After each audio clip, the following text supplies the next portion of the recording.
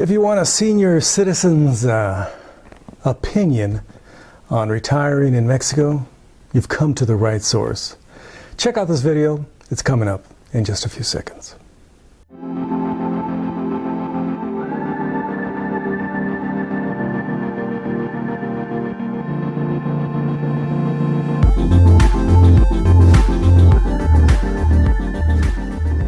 This is Jesús, Manuel, Mena, Garza. Hope you're having a really good day. I'm at my home in Fort Worth, Texas, planning for the future. I'm pre-visualizing my future. Where did I come up with that word pre-visualization, pre-visualizing?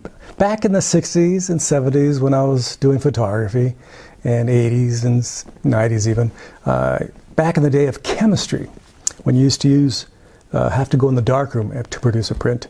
Back in during that time, it's a long time ago. Oh my God, that's a long time ago.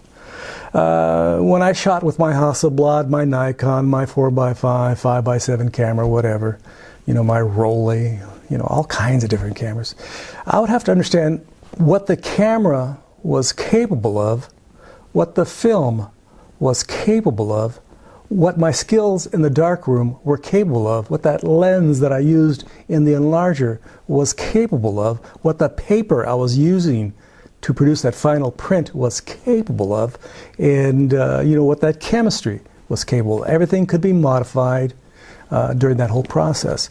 So you had to, when you shot that photograph at that city council meeting of that politician, of that landscape, of that building, you can say, okay, this is how it's going to come out in the end. Okay, maybe if I did some little changes and tweaks here, it'll come out this way, exactly how I wanted it. So I'm pre-visualizing. There's a lot of little machinations I have to go through before I get to the final product. I'm going through the process of pre-visualizing my future. 5 years from now when I retire, when my wife's ready to retire. I'm pretty much retired now, but my wife's rarely around. She's always traveling. This school year alone, she's going to Boston, she's going to Portland, she's going to New York, she's going to LA, she's going to Berkeley, she's going to Houston. She travels a lot, and she's always gone as an academic doing research and gathering information. So I'm hoping eventually to go with her some places, because she does a lot of this stuff by herself, to be honest with you. I rarely travel, because she gets funded by the school.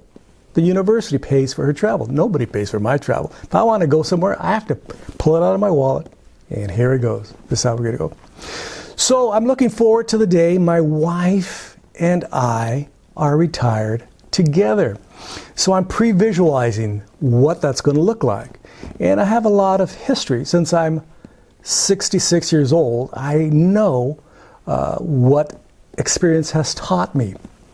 And I know there's a lot of videos by 20-something-year-olds and 30-something-year-olds on telling you, they're in Guadalajara or Ajijic or Puerto Vallarta or Guanajuato, and they're saying, this is my recommendation for retirement. I'm going, be serious. You're just a little kid. You have no life experiences. Who are you to recommend to me, seriously, who are you to recommend to me what retirement's going to look like for me? It's crazy. And then there's some other individuals I see on YouTube that are absolutely wealthy. They live in a 4,000 square foot mansion with somebody taking care of their lawn, some person taking care of their laundry, some person doing this and some person doing that, and they live in Ajijic on the beach, and they're doing pretty good. Expats from Canada, United States and stuff like that, they're doing pretty good. But I don't visualize that as my retirement. I don't see that. I see my retirement going two ways, as I talked about in my previous video number 1. This is video number 2. In my previous video, I said I'm deciding if I'm going to retire in the United States or I'm going to retire in Mexico. You never know. I might retire some other country. But at this time, those are the two options. In 5 years, who knows what options might be available to me. So let's just talk about today in this video about the option of Mexico. What do I pre-visualize as my needs going forward to living in Mexico? What are the steps required for me to live in Mexico? Essentially, you have to accrue some money from some various sorts. So I have my Social Security check box 1. That's pretty good. I have a good sized Social Security check coming in. That just, at this time, until my wife retires, that just goes in the bank, goes in a savings account. Maybe we're going to put it in a certain type of other fund, but it's essentially going to the bank and it's being saved. Then I have my retirement. I used to work for a utility for quite a few years, and surprise, surprise, they gave me a pension. I didn't think I was ever going to get a pension, but I got a pension from them, and that goes in the bank too. And over the years, I've accrued a little bit of money, and it's gone in the 401k, and it's gone in the bank, and that's all saved. I'm not touching it because my wife's working right now, and she makes a good salary as an administrator at a university and also as a professor. So she's doing pretty good. And life, be honest with you, in Fort Worth is pretty cheap. Compared to Silicon Valley, it's very expensive. Coming to Fort Worth, it's cheap. Anybody, pretty much, who has a middle-class income can live in Fort Worth. It's pretty cheap. So we're saving a lot of money. My wife's saving money and putting in her savings accounts for her, school and IRAs and Roths and all that crazy stuff. So we're saving quite a bit of money. So that's job number 1. Save money. Have money. That's number 1. If you don't have money, you could still retire quite well if you have retirement, and you can get yourself a nice small place in Mexico. Seriously, you can. You're not going to live like those 20-somethings and 30-somethings and those guys that live in mansions on the beach. You can get yourself a studio or 1-bedroom apartment. Have a decent life. You get in Mexico. And even some parts of the United States, you can, as long as you don't get any catastrophic disease, because that's where the American medical system is so screwed up. If you get a catastrophic disease in the United States, you're basically, down the river without a paddle. You're in dire need of cash, and where are they going to get the cash? You ain't got it. They're just going to say, "Sorry, Charlie. You're going to have to go without, and adios, muchacho. You're going to the, you're going to head somewhere else in the, to the afterlife." So pre-visualizing: 1, cash; 2, where do you want to go and what you can afford. You have to be very rational. Some of us, my sister, I have a sister, I have couples, I have one sister especially. She has a lot of money. I mean, she has millions upon millions upon millions upon millions upon millions of dollars. She owns a ranch in San Jose, California, and owns a bunch of houses that she rents in San Jose. And you know how much rents go for in San Jose, California. And she's collecting all that cash, but you look at her, you would think she's on welfare. She doesn't spend her money. She keeps it all in the bank and buys more properties. Very thrifty. Some of us are like that. Others of us spend it as soon as we get it. Ping! I'm going to buy this, and bam, I'm going to bet a bigger TV. Bam, I'm going to get all this furniture. I'm going to get all these really nice clothes. Some people are like that. I'm more like my sister. Almost, not that far. Not that far as a miser. So I save my money. I don't spend much. I'm a cheapskate. I just, buy stuff, and I try to be economical. So when I go to Mexico, if I decide to go to Mexico, by the way, and retire, I want something small and affordable. 2 bedrooms, 1 bath, maybe 2 bath, maybe 1,000 to 1,500 square feet. I don't need anything next to the beach. I don't. I don't need anything, that's grand and, all this stuff. I just would like something simple. My idea of a good time, and it's been like this for, the last 5-10 years, especially living in Fort Worth, where there's not as much to do as like the Bay Area or LA, New York, and big cities like that, or Chicago. This Fort Worth is basically a nice town, but there's not a lot of stuff to do unless you like to go to rodeos. I don't like going to rodeos. So if I was in one of these, I would pick a town where I can have some fun. And what do I like? What do I enjoy doing? What do you enjoy doing? Maybe you just want to go to the beach every day and just, have a cocktail. So you got to understand how much it costs to get to that beach, how much that cocktail is going to cost, how much that dinner going to cost, and I got to pay for that every day or 3-4 times a week. You got to determine ahead of time, pre-visualize, how much is that going to cost you. So I know I'm a cheapskate already. I know that I don't spend that much. When I go out to eat, I spend an average of $3 to $7 when I go out. Once in a great while, I go out and I spend 50, 60, 70 bucks with my wife. Each of us spend 50, 60, 70 bucks. And I don't like that.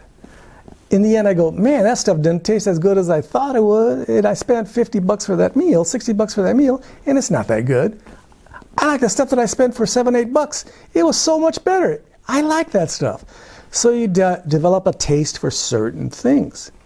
Some rich people, some very affluent people get bored easy. They get bored. Oh, let me try that trendy new, meal in that new restaurant, that new place just down the road here. Let me go check that out. It is so exciting.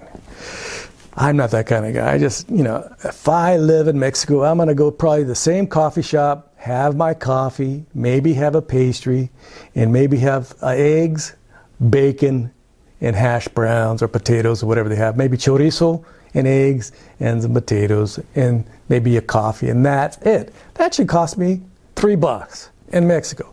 Of course, if you watch a lot of people on YouTube, these young kids that are traveling throughout Mexico, or these old folks, they're having caviar and $10, $20 meals all the time. Not me.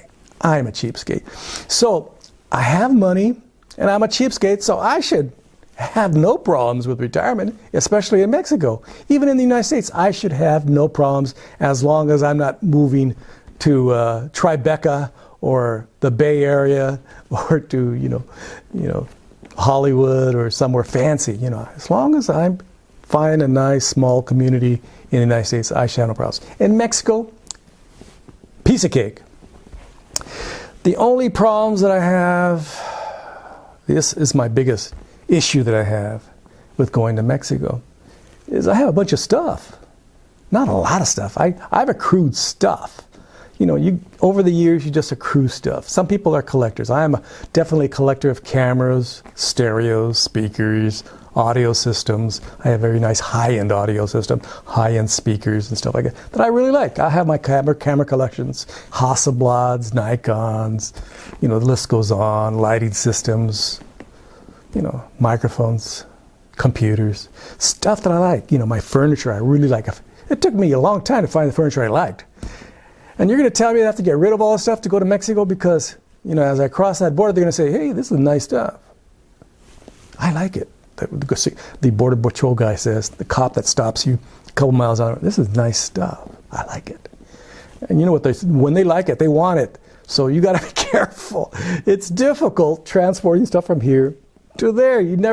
It might not get there. So that's the number one reason I don't want to move to Mexico, in all probability. I could give all my stuff to my daughters and my grandchildren. Maybe by that time, my grandchildren will say, yes, we'll take this stuff off your hands. And I'll say, thank you very much. And then we take some stuff. We take our camera equipment. My wife takes her knitting and art supplies, and we take some odds and ends and clothes and a couple bathing suits, and we're set. That's all we really need. The rest of the stuff, we give to family and children, grandchildren, and maybe by that time, great-grandchildren. I have a granddaughter that's in college right now, so you never know. She might meet somebody and get married and have some kids. Who knows? So that's where I'm at. Pre-visualizing your future. You have to think about it. You have to think of all the different possibilities. What are the possibilities? What do you want? It's very, very difficult for me to figure out what I really want. Do I want to, live with my daughter in her house in the Bay Area? She has a room, she says, for me and my wife to live in. But I don't really like her husband very much. I don't like her husband at all. So I don't want to live there, but it's all good stuff. I can always buy a house in Northern California. There's a lot of communities which aren't expensive. You read about the Bay Area, it's super expensive. Yes, it is. Los Angeles is expensive. You want to move to Santa Barbara? Good luck. You want to move to San Diego downtown? Good luck. It's all expensive. San Jose, San Francisco. And I know the more wealthy neighborhoods. I have friends who come from Monte Serrano, Los Gatos, Hillsboro, Pacific Heights. It's all nice. It's all nice. But I can't afford to live there. So a small community maybe. So over the years, I have to figure out, what do I want? Do I want to live in Mexico where I am super, super comfortable, where I can, if I wanted to blow some cash, it's no problem. Or do I want to live in northern, some California city and have to, the big thing that I'm really worried about in retirement, the biggest thing, along with, doing all that stuff, another thing to worry about, is that I constantly think about is medical bills, What am I going to do if my wife gets very sick or I get very sick, and it costs a lot of money? Because, in our conservative society where we don't believe in single-payer health care, where the government pays for your health care, that you already contributed over the years, it's tough. If you get really, really sick, maybe you can't afford those pills. Maybe you can't afford that operation. Maybe you can't afford that long-term care. So in Mexico, it's a lot cheaper because they have, special insurance programs for Mexicans. If you become a quote-unquote, this is a key part to understand about living in Mexico. After a year or two, you can become a permanent resident and apply for Mexican insurance, health insurance, which is cheap. Cheap, cheap, cheap. Okay? And it's good quality health, care. So that's the big thing that draws me to Mexico. I live very well, easily well, and it's affordable. I can go to the doctor, go to the dentist. If all my teeth fall out, I can get them all, bunch of new ones. If I get a heart attack from drinking too much coffee that evening, or dancing too late in the night, I go to the doctor and get taken care of. It's all good if you live in the right community. And of course, you got to pick the right community. You don't want to move to certain neighborhoods. There are certain cities in Mexico which are very, very nice. My top 5 cities in Mexico I would like to retire in: Oaxaca. Oaxaca City is number 1. Native Mexican culture, a lot of indigenous folks, a lot of indigenous art, also a lot of art galleries, museums, beautiful, beautiful buildings, and only a couple hours from the beach. Very nice. Don't you like that? And coffee shops, restaurants, the whole yard. So if you ever have a chance, go check out some of the great hotels, in the older hotels that are converted, monasteries and nunneries and stuff like that in Oaxaca. Absolutely gorgeous. Another town I like is San Miguel de Allende. Everybody likes that. That's basically a gringo town. A lot of gringos down there. Canadians, Australians, retired Mexicans from Mexico, Europeans, etc. It's very nice. Absolutely charming little town. It's like a little picture postcard. Then, of course, Ajijic, with its absolutely perfect temperature next to the lake, Chapala. It's absolutely glorious. A lot of, again, gringos live down there. You know who you are. And it's an absolutely beautiful little town. Beautiful temperature year-round. Some rain here and there, but excellent temperature. My wife and I have been in all these towns. Absolutely glorious. Another town we like is Puebla. It's a little more humid. Very nice. It's one of the more colonial towns. It's a gigantic town. Very, very, very nice. And of course, one of the ones we're worried about, I like this town, but it's a lot of drug traffickers have, from what I understand, a lot of drug traffickers have made this one of their go-to places to have fun and do business. It's Saltillo, Coahuila. My father's originally from Coahuila. My grandfather was from San Antonio, so people went back and forth back in the day. So this is a beautiful, beautiful town at elevation, cool temperatures, absolutely nice. If you want a big town, you can always go to Monterrey down the road. Again, beautiful. So those are some of the towns I like. And of course, you may like other ones. So those are my comments about pre-visualizing your future. I'm still in the process of pre-visualizing.